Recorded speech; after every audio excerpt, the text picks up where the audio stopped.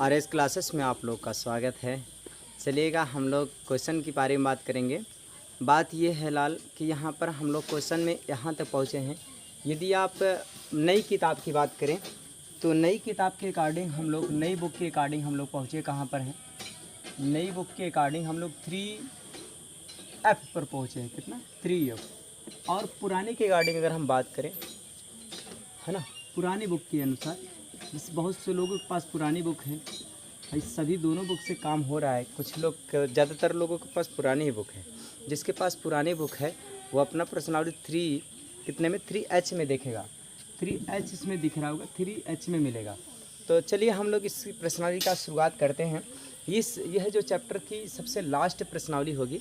इस प्रश्नावली के ख़त्म करने के बाद हम लोग चौथा लेसन को पढ़ेंगे जो क्वाड्रेटिक इक्वेशन है। बहुत बढ़िया चैप्टर है। इसके आगे इस चीज़ को हम लोग आज डिस्कस करना शुरू करेंगे और इसे हम अच्छे से क्लियर करेंगे। तो चलिए ठीक है, हम लोग एक एक चीज़ों को पॉइंट को समझते हैं। इसमें थियरी नाम की चीज़ नहीं है, हम लोग बस यही करेंगे। क्वेश्चन पर आते हैं।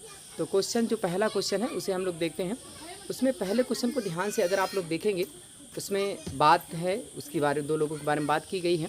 उन बातों के तहत से हम लोग उनकी बातों को पढ़ेंगे और उसमें जो हुई बात कही गई है उसको ध्यान से सुनकर के कंडीशन को अप्लाई करके इक्वेशन बना लेंगे और 2 समीकरण बनाने के बाद समीकरण को हल कर लेंगे। यार आंसर आ जाएगा।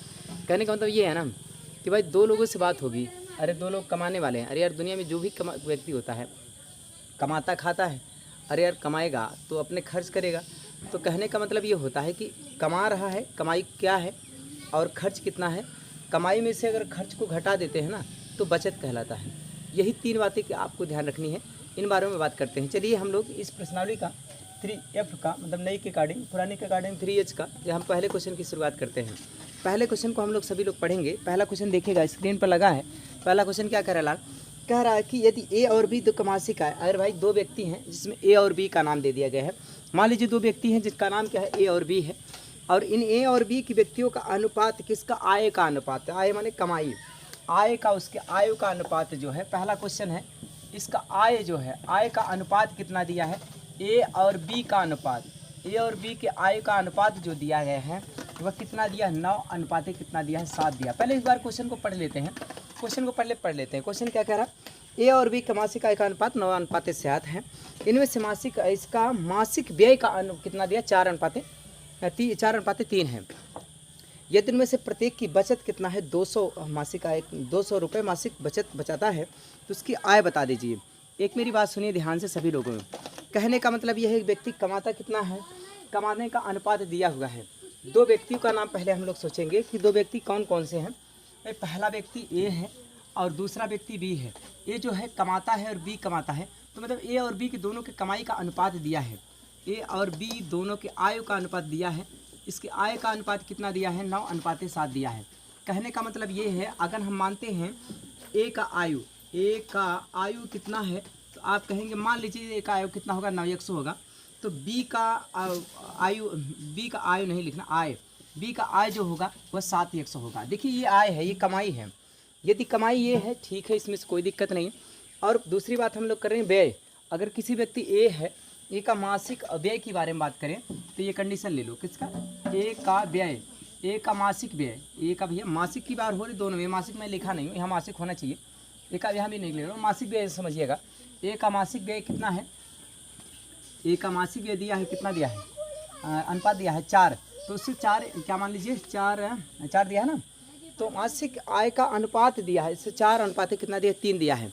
दोनों के 4 अनुपात 3 दिया है। मतलब उसके ये रहा इसका आय और ये रहा व्यय।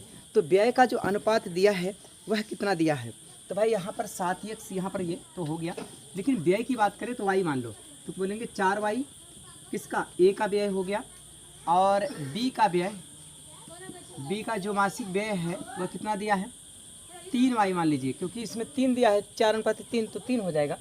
अब सुनिए लाल, देखो आराम से धीरे शिद्दत पूरे मन से समझिएगा। चीज़ों को कभी दुखी मत होना। बात को समझने का प्रयास करेंगे तो सब कुछ सही दिखेगी और समझेंगे नहीं तो फिर प्रॉब्लम है ही, ठीक है ना। तो चलो ठीक है। अभी कहने का मतलब यह है किसी व्यक्ति की जो आय होती है, आय में से वह कितना व्यय करता है। अगर आय में से व्यय को अगर घटा देते हैं तो उसकी बचत के बराबर होती है। बचत, ये बचत होता है। अरे भाई पहला समीकरण अगर हम बनाते हैं तो पहला समीकरण ये बनेगा लाल, देखिए ध्यान से देखिएगा। पहला कर रहा है ए का अगर मासिक आय कितना है 9x और ए का व्यय कितना, मासिक व्यय कितना दिया है 4y, तो 4y हो गया। और इसकी बचत कितना है 200 रुपये है। भाई 200 रुपये दिया है, क्वेश्चन में दिया, भाई अपने मर्जी से मैं नहीं कर रहा हूँ, क्वेश्चन में दिया है। इसकी जो मासिक बचत कितना है 200 रुपीज़ है।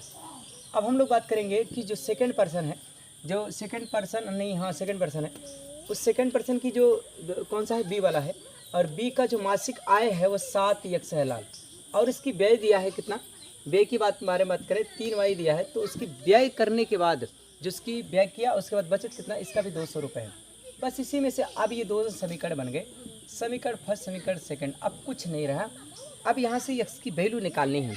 आप अगर x की वैल्यू निकाल लेते हैं तो जैसे ही x की वैल्यू जो आएगी उसमें 9 का गुणा करेंगे तो a का आय आ जाएगा, और 7 का गुणा करेंगे तो b का आय आ जाएगा।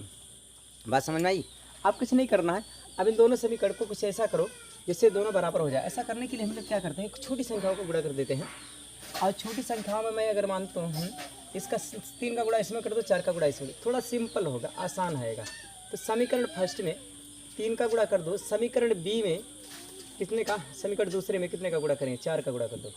जब जिसमें गुणा करते हैं ना तो 3 9 27 आएगा कितना 27x, और 3 का गुणा इसमें करेंगे -3 चौका 12 12y बराबर 3 का गुणा इसमें करें 3 दूना 6 600, 4 का इसमें करेंगे 7 4 चौक 7 चौक 28, ये 28 यही आ रहा, और 3 का पकड़ 3 में 27 28, ठीक है 4 7 28 28x लाल, कोई दिक्कत नहीं है 28x ना।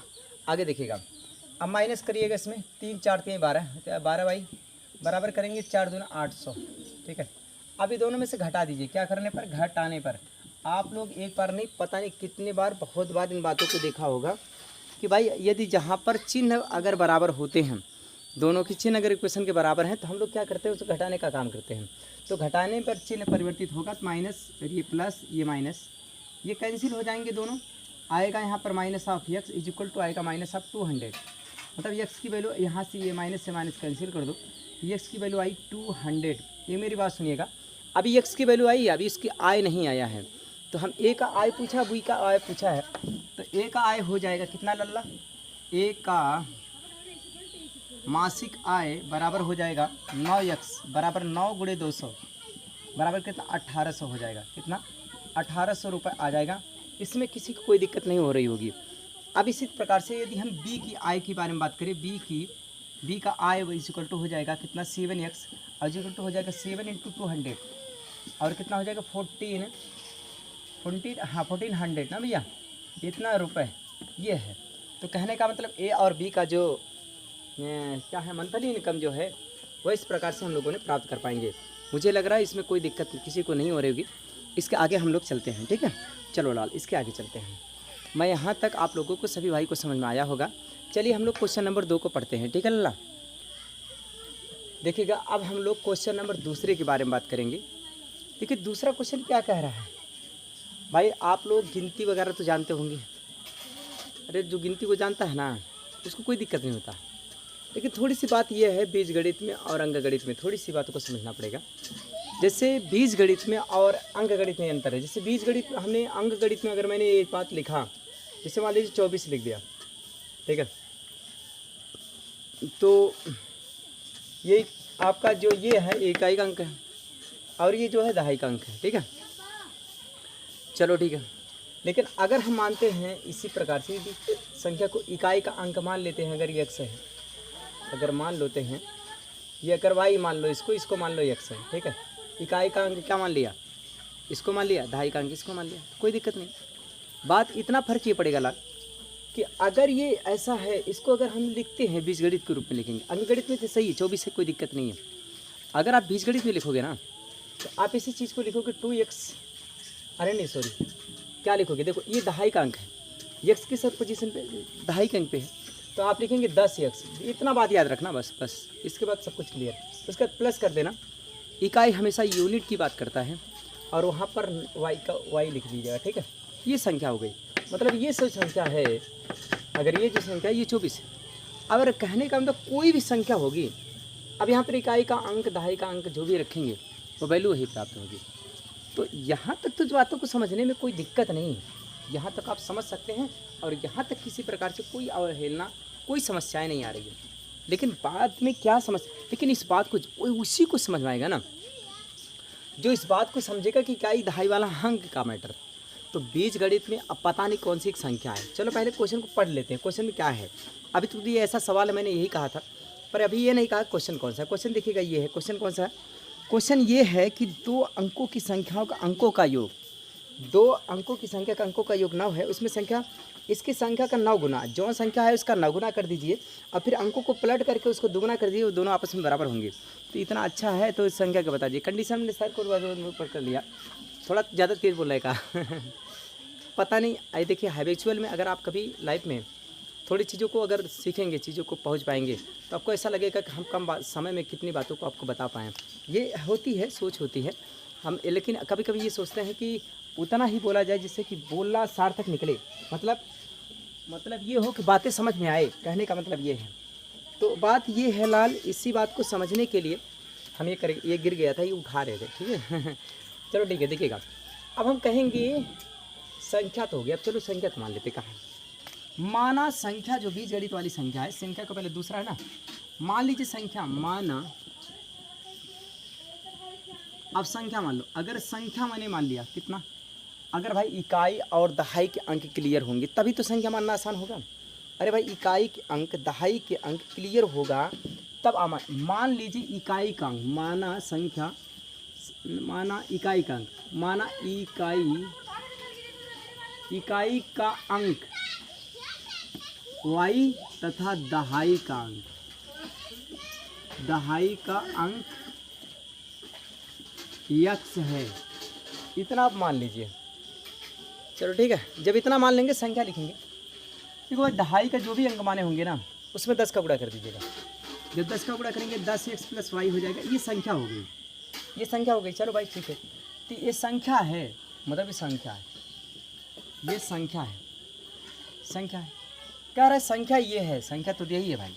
कह रहा है कि अगर प्रश्न में 2 शर्त दिया है, पहला शर्त ये दिया है कि दोनों अंकों का योग दिया है कितना, दोनों संख्याओं के अंकों का योग दिया है। अंकों का योग कितना दिया है, अरे भाई दोनों संख्याओं के अंकों का योग दिया है कितना, 9 दिया है।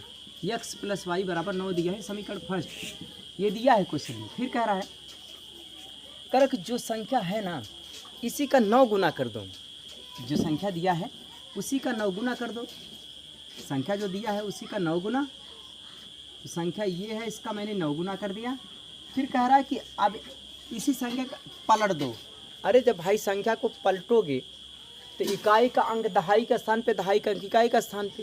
कहने का मतलब ये है कि जब संख्या पलटोगे ना तो 10y हो जाएगा + x हो जाएगा। मतलब ये देखो, पहले x का गुणा 10 के साथ था, लेकिन अब x का गुणा नहीं, y का गुणा हो गया 10 का, मतलब संख्या पलट गया। अब पलट गया ना, इसी कारण दुगुना कर दिए, दोनों बराबर आ गए। ऐसा क्वेश्चन वालों ने बोला है और क्वेश्चन जो बोला है उसी का हम लोगों ने किया। बात ये है कि जो भी किया गया है ना, अब इसका हिसाब करना है। कैसे, चलो भाई गुणा करो, 9 × 90x + 9y बराबर कितना, 20y प्लस कितना करेंगे, 2x। ठीक है, अब कुछ करो ऐसा, इसको उठा के दल लाओ, इसको उठा के दल ले जाओ, इसको उठा के दल लाओ। 90x - 2x बराबर कितना, 20y - 9y, 9y होगा। काट दो लाल, हटाओ इसमें 88, 88x बराबर 11y, 11 8 88, 8x बराबर y। ये देख लीजिए कंडीशन कैसे बन गए। अब यही मान यहाँ पर रख दीजिए, आराम से आ जाएगा। तो यहाँ पर रखेंगे तो क्या आएगा, देखिएगा ये समीकरण आप सेकंड मान लीजिए, कितना समीकरण सेकंड मानिए। अब यहाँ पर समीकरण सेकंड माने ना, इसको उठाकर इसमें रख दीजिएगा, क्या आएगा। आप अगर यहाँ पर लिखेंगे तो वैल्यू कितना आ जाएगी, देख लीजिएगा। जहाँ पर y है, y की जगह पे 8x लिख दीजिएगा। तो अगर y की जगह पे 8x लिखेंगे तो कितना आ जाएगा, ध्यान से देखिएगा। ये भाई ये x है ना, ये 8, y का मान कितना 8x है, तो ये यार हाँ ठीक है, y की जगह कितना 8x। चलो भाई कर दो, तो लिखेंगे x + 8x बराबर कितना दिया है, बराबर 9। तो आप दोनों को जोड़िए, 9x बराबर कितना 9, तो x बराबर कितना आ गया 1। अगर x बराबर 1 है तो ये इसका मान कैसे में रख दिए, फर्स्ट में रखिए, तो y बराबर कितना आ जाएगा, y बराबर कितना आ जाएगा, y बराबर 8 आ जाएगा। तो जो संख्या है ना, संख्या कितनी होगी, संख्या आपको माना है यहाँ पर देखिए, ये संख्या माने तो संख्या मानो कितना है संख्या। अब देखो संख्या में 10 का x का मान कितना है 1, तो यहाँ लिखो 10 गुणे 1 प्लस y का मान कितना माने है, कहाँ गया y का मान, y 8, तो ये जोड़ो 10 प्लस 8 कितना हो गया 18 हो गया। तो संख्या कितना हो गई 18 हो गई। बात क्लियर। चलो अगले क्वेश्चन पर आते हैं। मैं उम्मीद कर रहा हूँ इसमें कोई दिक्कत नहीं हो रही होगी, ठीक है। चलो इसमें अगर कोई देखो बात को समझिए, फिर से एक बार देख लो। मैंने सारे चीज़ों को एनालाइज करते हुए एक बात को बताया हूँ। अगर इस बात को फिर से देखिएगा, फिर से देख लो एक बार, थोड़ा सा देख लो लाल, फिर से इस क्वेश्चन को देख लो। कुछ लोग को समस्या हो रही, ओके सृजन ठीक है। चलो देखो लाल, आज कहेंगे आप लोग के किसी सर का नाम, किसी का नाम नहीं ले रहे हैं ठीक है, नाम नहीं ले रहे हैं। तो बात ये है देखिएगा कि बीज गणित में अगर संख्या की बात करेंगे तो संख्या, मान लीजिए माना, क्या माना इकाई का अंक, इकाई क्या है, इकाई y है और दहाई x है।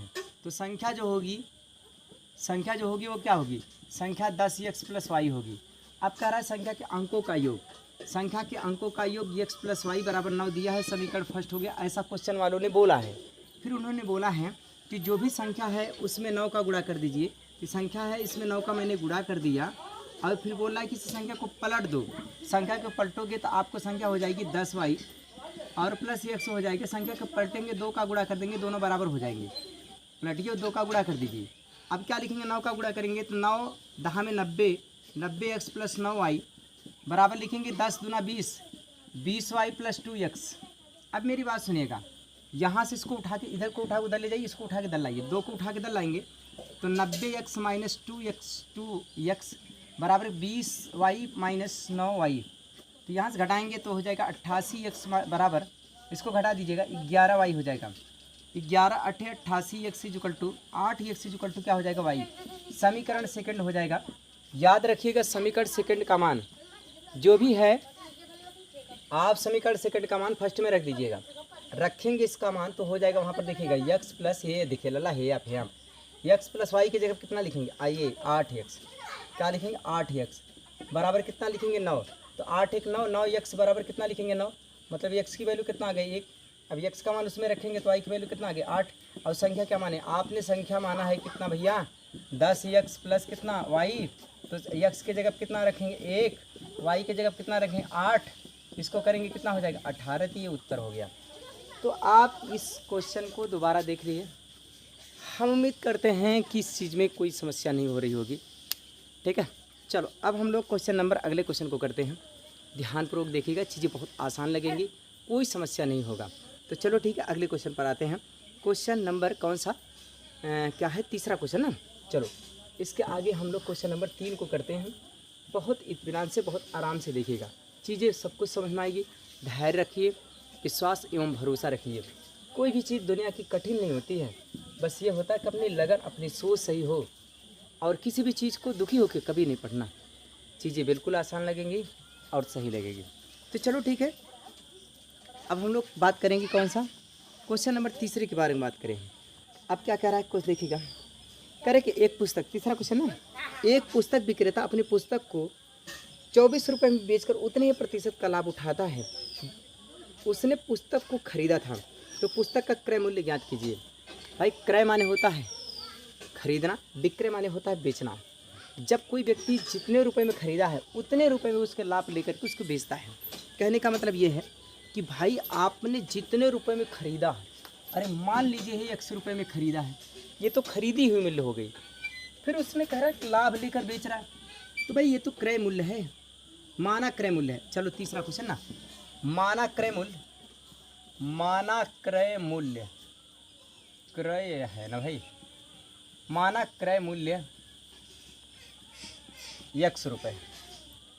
अरे भाई 100 रुपये खरीदे हो, कह रहे जितना रुपये खरीदा है उतने परसेंट का लाभ लेकर बेचना है। यार परसेंट जानते होंगे, अरे किसी भी वस्तु का, जैसे मैंने मान लिया हमने 10 रुपये खरीदा, 10 रुपये का लाभ लेके बेचना है, अरे 10% का लाभ लेके बेचना है। परसेंट जितना भी निकालना होता है किसी भी परसेंट, जैसे मान लीजिए ये इंसान है,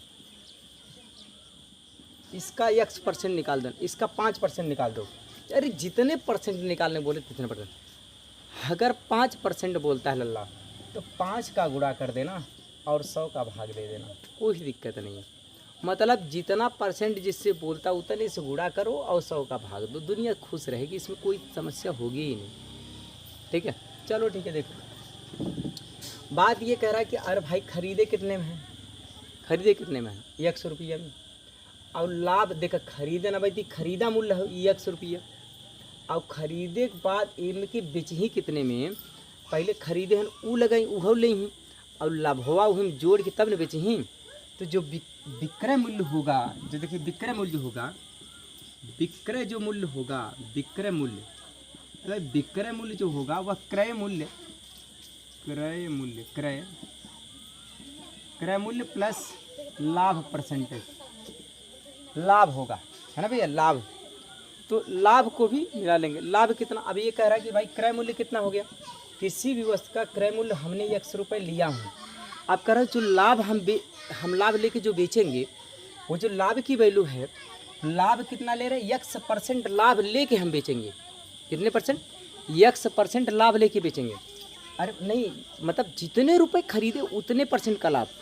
अरे भाई X में X% का लाभ ले रहे हो तब आप बेच रहे हो, यही तो है, इतने रुपए का लेके बेच रहे हो। और जब इतना लेके, एक पुस्तक विक्रेता अपनी पुस्तक को 24 रुपये में बेचता है, हाँ, अब ये कह रहा है कि अगर इसको इतने रुपए में बेचता है तब वो उसका मूल्य कितने रुपए में बेचा रहा है, तब वो 24 रुपये में बेचता है, तब बता दीजिए इसका क्रय मूल्य कितना होगा। ठीक है, बस इसी समीकरण को हल को कर ले, आंसर आ जाएगा यार, कोई दिक्कत ही नहीं है। तो चलो भाई ठीक है, इसको हल करना है, कैसे करेंगे।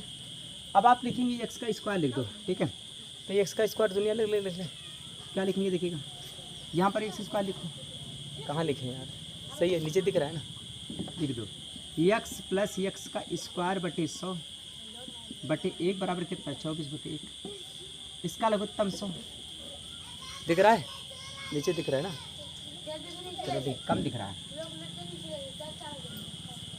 ठीक है, नहीं दिख रहा है, एक मिनट, ये तो दिख रहा होगा, यह तो दिख रहा है ना, अभी तक देखिए यार, 24 थोड़ा सा छोटा छोटा दिया, ठीक, अब जगह मिल गया, ठीक है। देखो लाल, बात यह है, इसी को हम लोग बटे 1 लिख दें, ठीक है। अब अगर लघुत्तम ले ले, लघुत्तम ले ले, चलो जाने दो, यहाँ कर रहे हैं x बटे 1 प्लस x स्क्वायर बटे 100 बराबर कितना हो गया, 24। अब लघुत्तम ले लो, कितना, 100, और यहाँ पर आ जाएगा 100x, और 100x प्लस x स्क्वायर बराबर 24 बटे कितना, 1, क्रॉस मल्टीप्लाई कर लो, आएगा x square plus 100x minus कितना, 2400 बराबर 0। कोई दिक्कत नहीं हो रही है किसी को, हो रही कोई किसी की दिक्कत तो बता दीजिए। चलो भाई, अब इसका ऐसा गुणनखंड करो लाल, इसको 2 भाग में ऐसा तोड़िए 100 को, जिसका गुणा करो तो 2400 आ जाए, और जोड़ दीजिए 100 आ जाए। चलो भाई करो, ऐसी कौन सी ऐसी संख्या है जिसको जोड़ने और घटाने पर ये सब चीज़ आ रही है, ठीक है। तो चलो देखिएगा, इसमें हम लोग बात करेंगे कि अगर 2 संख्याएं ले लीजिए, जोड़ दीजिए या जोड़ने और घटाने पर कितना है, 100 है, और गुणा कर दो कितना आ जाए, 24 आ जाए, तो कितना से होगा। तो चलो भाई करो, कितना होगा, 100 को 2 भाग में तोड़ना है, कितने भाग में, 2 भाग में तोड़ना है, 100 को 2 भाग में तोड़ना है। कोई बुद्धि लगाओ जैसा कि हो जाए, क्या करें, इसका गुणनखंड कर लिया करो, जब भी कोई बुद्धि ना काम करे ना, गुणनखंड कर लो। इसका अगर गुणनखंड करोगे इतना 24 का, इधर कमेंट करके दिखा रहा हूँ, देखो कहाँ करूँ, यहाँ पे कर लो, ठीक है। देखो यहीं कर रहा है, मिटा देंगे अभी, इसको मिटा देंगे, ठीक है। 24 को ऐसे 2 भाग में तोड़ो, अगर 24 को हम चाहें तो ऐसे लिख दें, अरे 100 को हटाओ, पहले 100 तो इधर अलग करो, इसको करो, इसको 24 को अगर हम 12 लिख दें और गुणे 2 लिख दें, ठीक है, तब तो आ जाएगा ये। अगर 100 का मैं इधर गुणा कर दूँ, रुक जाइए, मैं 100 का गुणा करूँगा ज़्यादा हो जाएगा ना। 1 जीरो इसमें लगाओ, 1 जीरो इसमें लगाओ, 120 करो और ये 2 तो गया। अब देखिए इसको, देखिए इसको ऐसा कर सकते हैं हम लोग, देखिए 1 मिनट मेरी बात सुनो ध्यान से। इसे हम लिख सकते हैं 24 गुणे 100, या इसे लिख सकते हैं 12 गुणे 2 गुणे 10 गुणे 10। इससे 10 का गुणा m1 कर दो 120, 10 का गुणा m1 कर दो 20। अब देखो ये हो गया। अगर दोनों को, अगर एक को, अब इसको दोनों को देखो, 120 में से 120 को घटा दो, कितना हो गया 100, और गुणा करो, देखो यार 2400, सेट हो गया। तो सेट हो गया तो आसान हो गया। अब यही काम करने हैं लाल, कुछ नहीं करना है। अब एकदम सिंपल हो गया। यहाँ से देखिएगा, इसको हम लोग लिखेंगे x स्क्वायर प्लस लिखेंगे कितना 120, क्या लिखेंगे 120x माइनस 20x माइनस 2400 बराबर 0। यहाँ से x कामन ले लीजिएगा, x प्लस 120 माइनस कितना 20, x प्लस कितना 120 बराबर 0। यहाँ से लिखेंगे x माइनस 20, x प्लस 120 बराबर 0, x माइनस 20 बराबर क्या लिखेंगे 0, x बराबर 20, फिर लिखेंगे x प्लस 120 बराबर कितना 0, x बराबर माइनस 120। ये बात सबको क्लियर होना चाहिए लाल, यहाँ तक बस हुई को। तो इस प्रकार से हम लोग ये बात करेंगे कि हम लोगों ने जो कुछ ये पाया, क्या पाया, हम लोगों ने ये चीज़ पाया कि भाई इसका गुणनखंड तो कर पाया, इसका गुणनखंड हम लोगों ने कर पाया, कितना मिला, ये मिला, देखिए 120 आ गया। तो ये बात आपको समझ में आई होगी। अगर नहीं तो फिर से एक क्वेश्चन को, इस बार फिर से इस क्वेश्चन को देखिए, फिर से देख लीजिए इस क्वेश्चन को, ठीक है, फिर से देखो आप इस क्वेश्चन को फिर से देखिए लाल। कहने का मतलब ये हुआ, हम लोग ये बात करेंगे, क्या कहेंगे, कहेंगे क्या, कहेंगे कि हमारे पास जो भी है, एक आदमी है, वह आदमी पता नहीं कितने रुपए का सामान खरीदता है, और वह खरीद के जितने रुपए खरीदता है उस पर उतने % का उस पर लाभ लेकर तब बेचता है, और जो बेचता है वो 24 रुपये का है। तब बता दीजिए कितने रुपए ख़रीदा है। बड़ा यार टेढ़ी बात बोला है यार, इतनी अच्छी बात बोला है। टेढ़ी बात अच्छी हो सकती है, जब आता है तो अच्छा लगता है, कोई दिक्कत नहीं है। भगवान ने करे कि वो दुखी रहे, पर जो दुखी रहता है ना, वो उसके लिए खुद के नुकसान नहीं थे, और दूसरे काहे नहीं थे। कभी कभी ये होता है दूसरे के लिए भी नुकसान नहीं थे। जैसे कोई दुखी चेहरा देख करके एक हंसता चेहरा भी दुखी हो जाता है। अगर सब लोग खुश रहें, एक दुखी चेहरा भी आपको देख करके खुश होगा। ऐसे में दुखी नहीं रहना चाहिए। चलिए देखिए क्वेश्चन क्या कह रहा है। क्वेश्चन ये कह रहा है, मान लेते हैं यार, माना वस्तु का क्रय मूल्य कितना है। माना वस्तु का जो क्रय मूल्य है, माना वस्तु का जो क्रय मूल्य है, क्रय मूल्य कितना है, x रुपये है, ठीक है। अब इस पे x रुपये का है, ठीक है, कोई दिक्कत नहीं है। फिर कह रहा है, अगर आप विक्रय मूल्य जानते हो क्या होता है, विक्रय मूल्य क्या होता है, विक्रय मूल्य दिया है, विक्रय मूल्य होता है इंसान का क्रय मूल्य प्लस लाभ। इसने विक्रय मूल्य का मान दिया है, विक्रय मूल्य का मान कितना दिया है, 24 दिया है। अब देखो क्रय मूल्य कितना दिया है, क्रय मूल्य हो गया x प्लस लाभ। लाभ क्या है, कह रहा है कि जितने में खरीदा है उसी को उतने % से लाभ उसको बेचा है, ठीक है, बराबर कितना हो 24। बट इतना आसान है यार, कुछ नहीं करना। यहाँ पर 100, तो 100 लिखिएगा, तो यहाँ पे लिखेंगे 100x प्लस कितना लिखेंगे, x स्क्वायर बराबर 24 बटे 1। क्रॉस मल्टीप्लाई कर दो लाभ, क्रॉस मल्टीप्लाई करोगे तो लिखोगे इसको कैसा, 100x प्लस यार देख रहे हो, प्लस x का स्क्वायर बराबर कितना लिखेंगे लाभ, बराबर 2400। भैया क्रॉस मल्टीप्लाई करिए, कुछ नहीं किए, नाराज मत होइए इस बात से। इसको उठा के इधर लाओ, लिखेंगे x स्क्वायर प्लस 1 है, ये 100x माइनस 2400 बराबर 0। ठीक है, यहाँ पर लिखेंगे एक्स स्क्वायर प्लस ये कितना हो गया 100। हाँ ठीक है, अब देखो 100 को इससे 2 भाग में तोड़िएगा, 100 को 2 भाग में ऐसा तोड़िएगा जिससे गुणा कर दीजिए कितना आ जाए 2400 और गुणा कर जोड़ दीजिए कितना आ जाए 100 आ जाए। तो आप इसको करेंगे तो 120x माइनस कितना 20x माइनस कितना 2400 बराबर 0।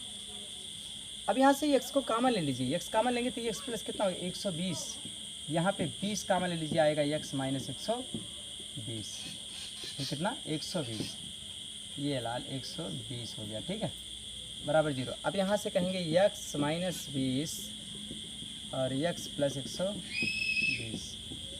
अब कहेंगे x माइनस 20 बराबर 0, तो x बराबर कितना हो गया 20 और x माइनस 120 बराबर कितना हो गया 20, तो x बराबर कितना माइनस 120। तो माइनस वाला आंसर नहीं होगा, ये प्लस वाला हो गया आंसर हो गया।